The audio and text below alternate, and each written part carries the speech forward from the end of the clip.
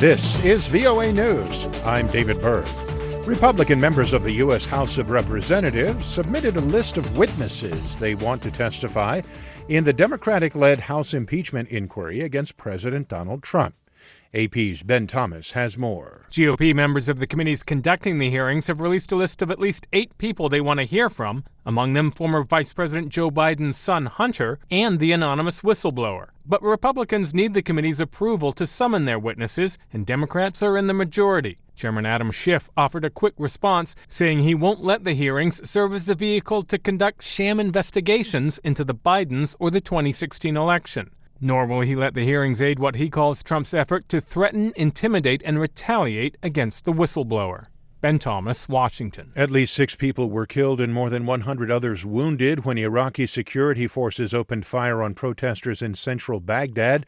Edward Uranian reports from Cairo. Amateur video showed Iraqi security forces driving crowds of hundreds of mostly young protesters off 3 key Baghdad bridges Saturday as they fired volleys of tear gas to push them back.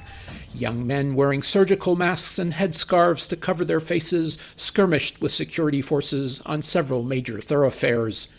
The advance of security forces in Baghdad coincided with reports of a political agreement among top Shiite parties to support the government of Prime Minister Adel Abdel Mahdi in return for political reforms.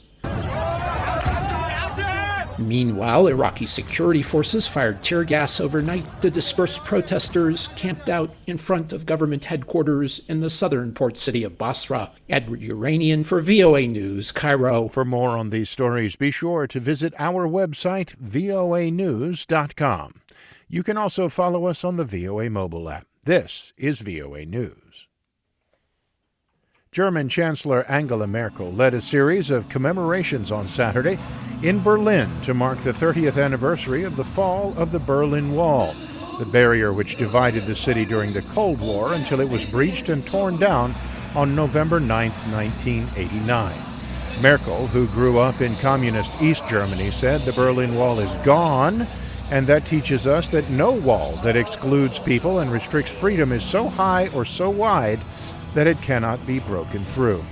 Leaders from Poland, Hungary, Slovakia, and the Czech Republic also attended a ceremony at Bernauerstrasse, one of the sites of the last remaining sections of the Berlin Wall. They placed roses between gaps in the barrier that divided the city for 28 years. A concert at the famous Brandenburg Gate involving several German and international performers capped a week-long celebration of the anniversary. Hong Kong protesters held a vigil Saturday night for martyrs after a student died in the hospital this week following a high fall. As Reuters' Emer McCarthy reports, that's fueling anger among pro-democracy demonstrators who have been protesting since June. The lights from thousands of cell phones lit up Hong Kong's Tamar Park on Saturday night as protesters held a vigil for who they call martyrs. It comes after 22-year-old university student Cho Si-luk died in hospital this week following a high fall from a multi-storey park during a protest.